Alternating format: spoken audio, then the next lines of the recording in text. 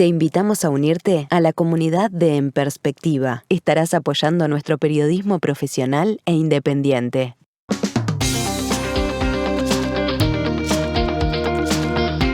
Volvemos a la tertulia, hoy mesa de análisis internacional. Estamos con Gustavo Calvo, conductor de La Hora Global acá en Radio Mundo, con Leo Harari, ex asesor para UNESCO, BID, Programa de Naciones Unidas para el Desarrollo, por ejemplo.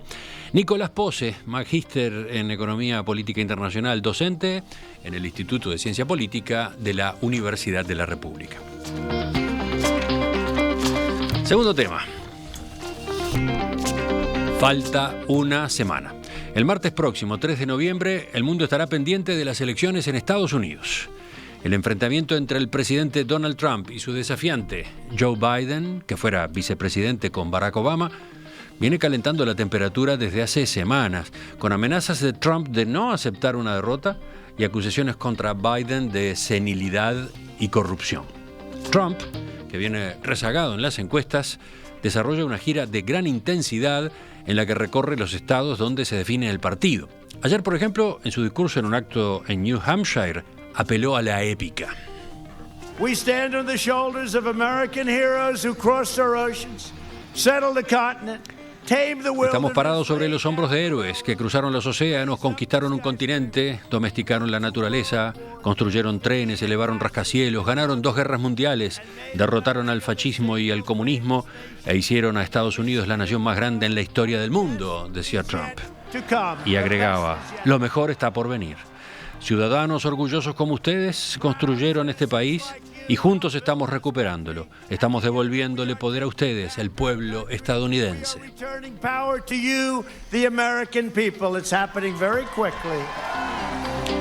En paralelo, la campaña de Biden no ha tenido grandes actos, o por lo menos tantos grandes actos, para evitar las aglomeraciones en medio de la pandemia. Este domingo, el candidato demócrata habló durante una entrevista en el periodístico 60 Minutos, 60 Minutes, en la que criticó a Trump por utilizar el miedo a su favor. Look, there's a lot of reasons people are upset. A lot of good reasons. All he wants to do Hay is muchas take razones that- por las que la gente está preocupada, muchas buenas razones. Todo lo que él quiere es tomar ese miedo subliminal y decir es por culpa de aquel tipo o por culpa de esa mujer. Eso no es lo que somos como país, enfatizaba Biden. Eso no es lo que somos. No es nuestro sistema de valores. Pensamos que estas verdades son evidentes. Nunca llegamos a ese ideal, pero siempre hemos ido cada vez más lejos hacia la inclusión. Este es el primer presidente que ha tratado de terminar con aquello. No podemos sostener nuestra democracia de esa forma. Somos mucho mejores que esto, decía Biden. ¿Qué está en juego para el mundo en estos comicios? ¿Cómo se planta cada uno de ellos si es presidente en el ámbito internacional? Podemos ir por ahí, si les parece. De nuevo, Nicolás, te doy primero la palabra a ti. Yo creo que se abren un conjunto de muy amplias, ¿no? Dependiendo de qué candidato finalmente logra imponerse en las elecciones del 3 de noviembre y dependiendo de la región que estemos analizando e incluso dentro de las regiones qué países o sectores enfoquemos. Yo creo que de cara a esta elección, tal vez uno de los ejes más importantes de cambio, de potencial cambio en materia de orientación internacional de los Estados Unidos, si ganara Biden, vendría dado por un viraje en las relaciones transatlánticas. Creo que allí Europa, sobre todo Europa continental, está esperando fuertemente un triunfo de Biden para intentar restaurar cierta normalidad en materia de parámetros básicos de relacionamiento, que se fueron deteriorando durante estos 4 años de gobierno Trump. Por eso también decía que tenemos que analizar al interior de las regiones países concretos, porque en el Reino Unido, la isla que viene negociando con la Unión Europea su relación futura tras el Brexit, hay unas percepciones algo contrarias, ¿no? El gobierno del Reino Unido hubo una apuesta por privilegiar la relación con Trump de cara a un acuerdo comercial que intentara compensar, al menos en las narrativas, los costos de la salida de la Unión Europea. Y luego tenemos la gran interrogante, para la cual no tenemos respuestas, yo creo, el día de hoy, de cuáles serían los cambios y las continuidades de una administración estadounidense nueva respecto a la política con China. allí los Estados Unidos han entrado en los últimos años en una dinámica de mayor competencia y de mayor consenso interno respecto a que China supone o una amenaza o al menos un desafío a su predominio político y económico mundial. ¿Y cuáles serían los matices y cuáles serían las continuidades en materia de una política exterior distinta, traída por un nuevo presidente? Es lo que todavía no sabemos y es, creo que, lo principal a despejar a medida que veamos los primeros pasos de una eventual nueva administración. ¿Tú querés retomar por ahí, Leo? Por ejemplo, concretamente en la relación con China, ¿cambiaría mucho el panorama si fuera Biden el presidente? No, yo no creo que los cambios van a ser tan grandes. Me parece que, para hablar un poco de contexto, primero de todo hay que ver si las elecciones se terminan bien, cosa que no es tan segura. Hay un porcentaje que diversos analistas lo ponderan mayor, más o menos, pero que es la posibilidad de que exista un cierto caos después del 3 de noviembre, en el cual Trump no reconozca los resultados si no le son favorables, y durante un cierto tiempo haya una flotación, una especie de subir y venir en donde el gobierno no puede hacer mucho más que manejar lo cotidiano. En ese caso, China aprovecharía el tiempo de transición para seguir avanzando en lo que ha sido su estrategia últimamente, que es de ocupar espacios. Digamos, pasado ese momento, yo no creo que Biden produzca cambios demasiado grandes, porque no le dan las fuerzas, depende un poco de qué es lo que gane, cuántos senadores ganen y si conservan los diputados, digamos, los representantes. Pero lo que sí va a cambiar, en mi opinión, es el eje fundamental, es que la política norteamericana desde el fin de la Segunda Guerra Mundial ha sido una política de alianzas, de proponer un modelo de sociedad y de economía y juntar voluntades y crear cosas juntos. La gobernanza internacional ha estado llevada adelante en buena parte con el apoyo o con el liderazgo de los Estados Unidos. En cambio, Trump no tiene una política de alianzas y no creo que la tendría en un segundo gobierno, sino él tiene una política de esto es lo que nosotros queremos y los que vengan con nosotros los consideramos amigos y los otros enemigos. Por eso ha prepoteado a los aliados tradicionales, como Nicolás decía, va a haber un cambio importante con respecto a la gobernanza y en particular con respecto a las relaciones con los aliados tradicionales. Esa parte sí va a significar un cambio. Y luego significa un cambio para nosotros en América Latina grande, que es el debilitamiento de los gobiernos populistas más de derecha, en particular de Bolsonaro y compañía, que como del otro lado del mundo Netanyahu se apoyaron en tener un cómplice o un socio de ese calibre. O sea que el cambio se va a notar a nivel internacional, pero no necesariamente un eventual presidente Biden significaría espectaculares cambios y mucho menos con China. Uh-huh. Gustavo. La política exterior norteamericana hay que entenderla en base a lo que sucede, no lo que ellos dicen que sucede. Yo ubicaría esta situación, digamos, en Estados Unidos hoy tiene tres grandes líneas en las cuales puede cambiar su política exterior. Una es China, otra es la relación con Europa y otra es América Latina. En el resto del mundo no hay grandes movimientos de los Estados Unidos en cuanto a llevar adelante una política concreta en forma masiva, arreando países, digamos, de alguna manera. Con respecto a China, América Latina y Europa, hay que ver primero la forma de negociar de Estados Unidos. Hacía referencia a Leo a que después de la Segunda Guerra, de alguna forma, la política de alianzas de Estados Unidos era su forma de hacer las cosas. Pero era una política de alianza basada en una preponderancia negociadora de Estados Unidos. La negociación era desde una posición de poder.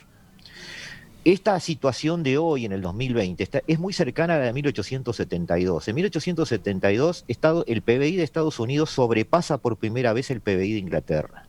Inglaterra deja de ser la potencia global. Y a partir de allí, Estados Unidos se convirtió en el factotum de toda la política exterior global, digamos, a través de las décadas. De alguna manera está sucediendo lo mismo con China hoy. Es decir, Estados Unidos necesita poder negociar hacia futuro desde esa posición de poder que siempre esgrimió.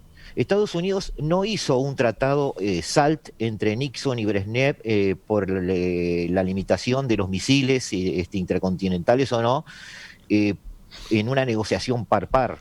Las negociaciones se hicieron porque Estados Unidos tenía misiles y la Unión Soviética no tantos.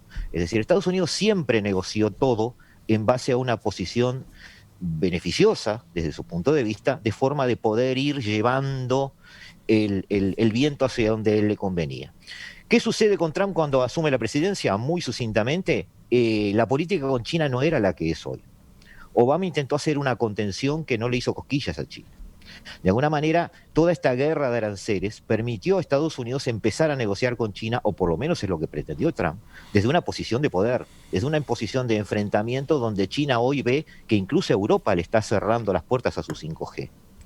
Le costó mucho a Trump y a su equipo, digamos, no lo hace Trump esto, pero es cierto que China está sintiendo de alguna manera parte de ese empuje de la política exterior norteamericana. En América Latina, la elección del presidente del BID es sintomática, es paradigmática. Hay que ver más allá de la nacionalidad de este muchacho, porque básicamente fue apoyado por toda el ala pacífica de Latinoamérica, todos los que en su momento iban a integrar el TPP, es decir, la Alianza Transpacífica.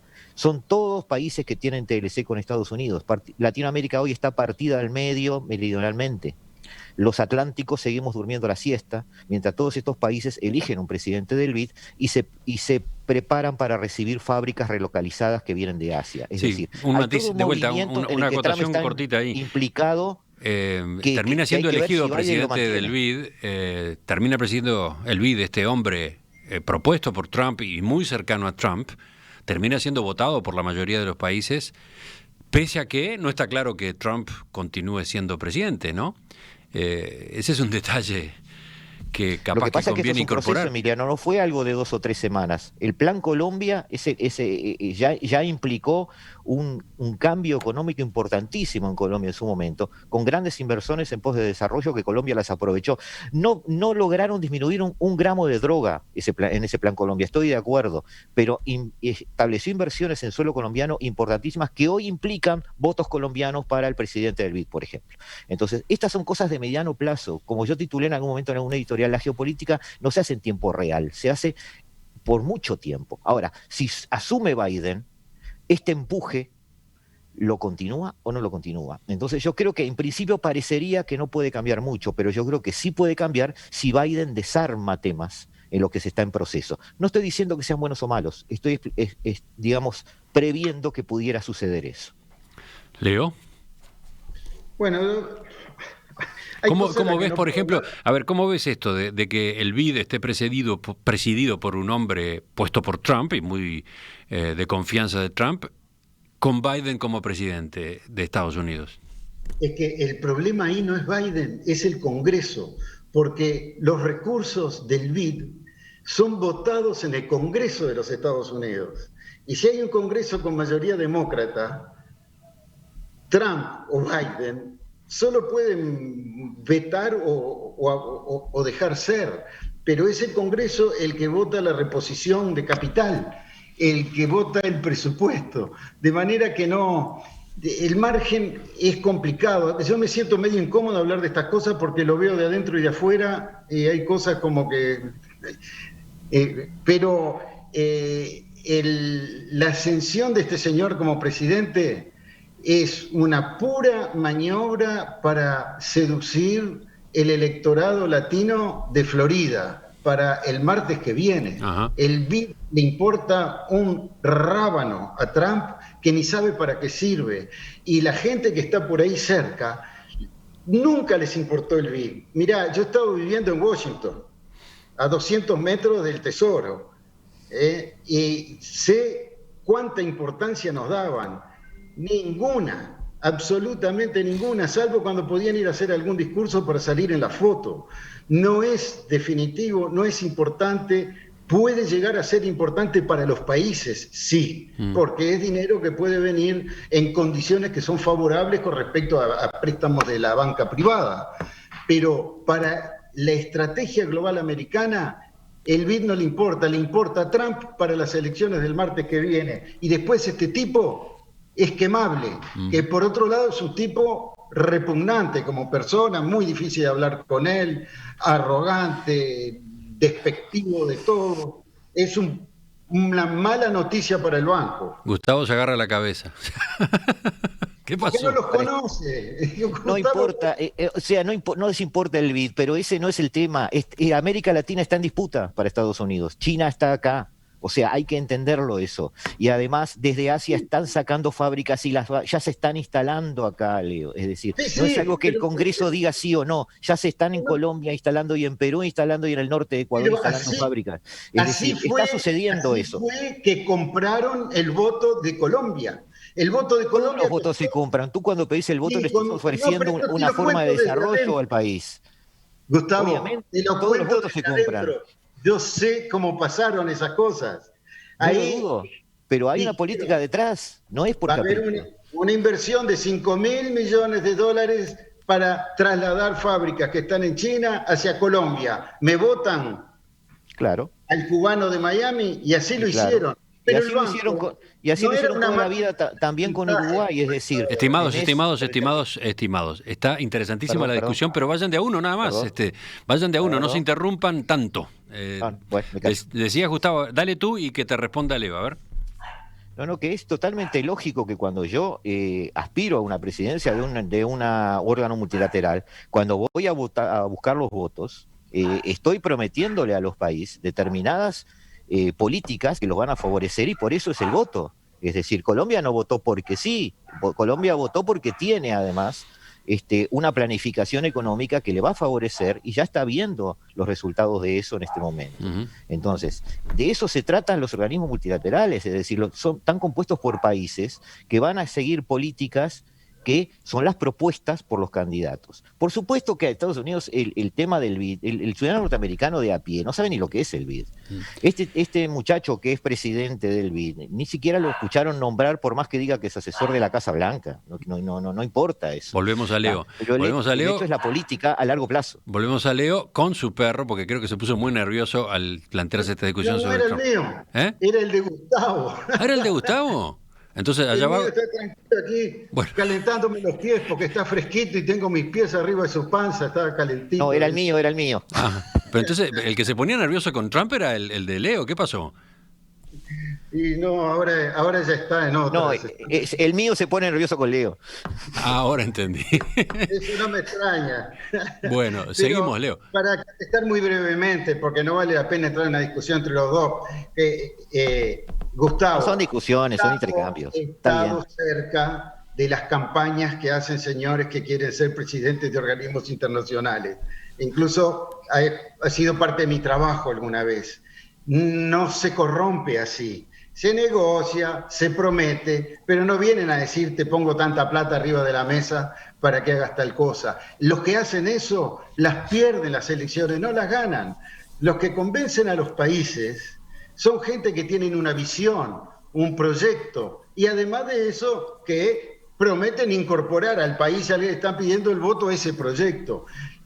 Este tipo fue como un chantajista, como un mafioso, de la misma manera que sacaron el apoyo de Sudán para Israel, con $81 millones en el bolsillo de un gobierno corrupto. Y no es lo mismo. Te voy a decir, vos construís bien, lúcidamente, con los elementos que tenés. Yo no estoy defendiendo nada, Leo, simplemente estoy explicando. No alcanza a leer las noticias ahí. Volvamos a la elección. Hay que volver al tema central que estábamos. China no se va porque le den $5.000 millones a Colombia para que pongan una fábrica de repuestos de automóvil. China es el primer cliente de la mitad de los países de América Latina y el segundo o el tercero del resto. Y China no necesita para insumos básicos y nosotros necesitamos a China porque es nuestro primer mercado. La lucha es profundamente geopolítica porque hay un interés de América Latina en Estados Unidos, que también tiene inversiones y es socio comercial, pero China es socio comercial más importante que Estados Unidos en estos momentos. Entonces va a haber una lucha. Los que se alinean por las buenas razones, pensando en los intereses de sus países, ok. Los que se alinean como corruptos, que se recontrajoroben cuando les venga el contragolpe, cosa que va a pasar. Vamos a escuchar a Nicolás, que quedó allá, escuchándolos a ustedes. ¿Cerramos? No, estaba muy interesante la discusión. Yo tengo algunos matices con ambos. Con Gustavo tengo el matiz de hasta qué punto todos estos anuncios y todas estas promesas de relocalización de fábricas en América Latina y en América del Sur son anuncios o son realidad. Allí es cierto. Yo creo que la capacidad del gobierno de los Estados Unidos de propulsar y de imponer una relocalización en la región es limitada y tiene que ver en parte con los incentivos que enfrentan los agentes privados de los Estados Unidos y con lo que pueden llegar a encontrar y a no encontrar en los países de la región. También tengo un matiz en el sentido de que en torno a este punto hubo una clara división entre el Pacífico y el Atlántico. De hecho, uno observa que en países como Chile, y tomando en cuenta un poco lo que decía Leo, hubo una gran tensión con respecto a la política de Trump. Porque China es básicamente el primer socio comercial de Chile. Y en Chile hubo todo un movimiento diplomático frente a la elección del BID, que planteó que, bueno, ¿hasta qué punto relacionarse de forma tan alineada con los Estados Unidos de Trump es beneficioso en el mediano plazo para Chile? Y por el otro lado tenemos a Bolsonaro, ¿no? Un Bolsonaro que apuesta casi que ciegamente por un alineamiento irrestricto en el cual las contrapartidas o las ganancias potenciales no están claras o no son tan evidentes. Ahora tengo un matiz también con Leo en el sentido de que la elección de este candidato para presidir el BID tenga que ver con ganar los votos en Florida de cara a las elecciones de la semana que viene. Yo creo que a la gran mayoría de los latinoamericanos que votan en Florida, como a la gran mayoría de los estadounidenses, como ambos decían, el BID les importa muy poco, no les importa nada. Yo creo que el impacto electoral de esto es muy pequeño. Lo que sí hay, yo entiendo, es un esfuerzo, tal vez algo rudimentario de la administración Trump, de intentar recurrir a las palancas que tiene en la región para contener el ascenso de China o el mayor relacionamiento de la región con China. Y allí vieron al BID como un instrumento más. Bueno, es un problema que el día de mañana tengamos a una administración de signo político distinto, a un Senado que se encamina a tener también un signo político distinto que el que tiene actualmente, y un presidente como el que se acaba de elegir. Porque el BID puede ser un asterisco para la política internacional de los Estados Unidos, pero es muy importante para los países de la región. Es el principal financiador institucional para varios de los países de la región, incluido el nuestro. Entonces, se plantea un escenario que no está claro y que, bueno, que los países de la región van a tener que sentarse a negociar con la administración Biden los futuros términos de cuál va a ser el rol del BID en América Latina. Ya volvemos para completar esta tertulia de hoy con otros temas, las yapas de cada uno de los tres integrantes de la mesa.